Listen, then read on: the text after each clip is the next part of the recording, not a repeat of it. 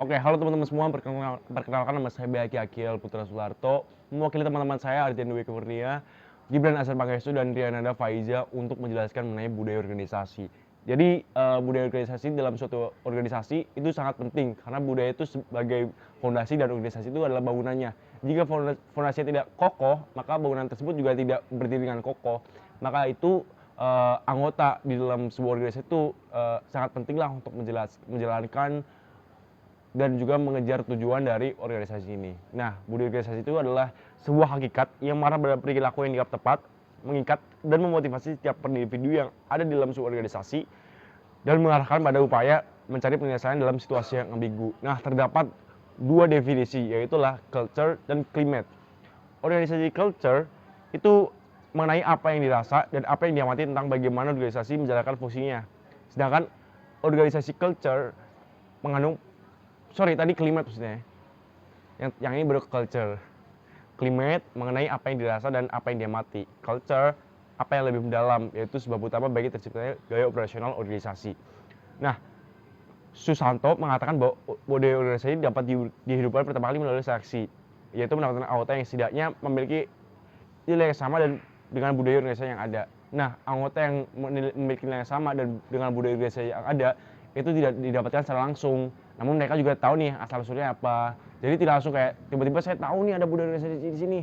Tidak, tapi harus ada asal usulnya juga, cerita di balik mengapa alasan itu terjadi. Nah, budaya organisasi ini itu ada dua lapisan, yaitu pertama adalah visible artifact. Nah, kemudian lapisan kedua itu visible artifact ini sesungguhnya disebut dengan budaya. Lapisan ini terdiri dari nilai pokok, filosofi, asumsi, kepercayaan, dan proses berpikir suatu organisasi. Kemudian untuk budaya organisasi ini adalah cerita. Seperti tadi kita tahu asal belakangnya.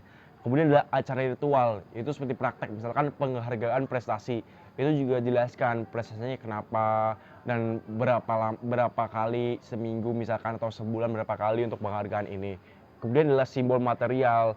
Ini seperti pakaian, misalkan baju PDH, kemudian baju batik untuk airlines dan lain-lain. Dan ada bahasa juga. Bahasa ini untuk mempermudah operasional dalam sebuah organisasi ini.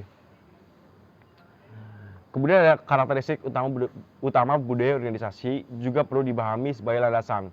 Ada satu, inisiatif individual, meliputi tingkat tanggung jawab, kebebasan dan independensi yang dipunyai setiap individu. Dua, toleransi terhadap tindakan berisiko. Kita mempersilahkan orang untuk berinovasi, berkreasi. Kemudian arah, sejauh mana organisasi tersebut menciptakan dengan jelas sasaran dan harapan mengenai prestasi. Kemudian integrasi, organisasi didorong untuk bekerja dengan cara yang terkoordinasi. Dukungan dari manajemen, ya pasti perlu dong untuk mendukung para anggotanya agar termotivasi juga. Kemudian ada kontrol, ada peraturan untuk mengawasi dan mengendalikan para pekerjanya ataupun para anggota karyawannya.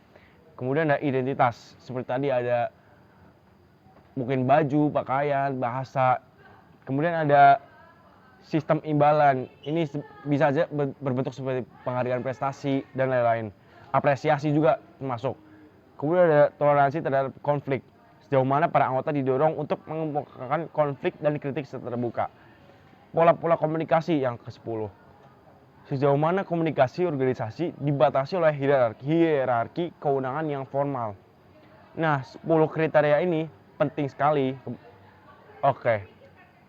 Jadi tadi adalah penjelasan mengenai budaya organisasi dari pengertian sampai dengan kriteria.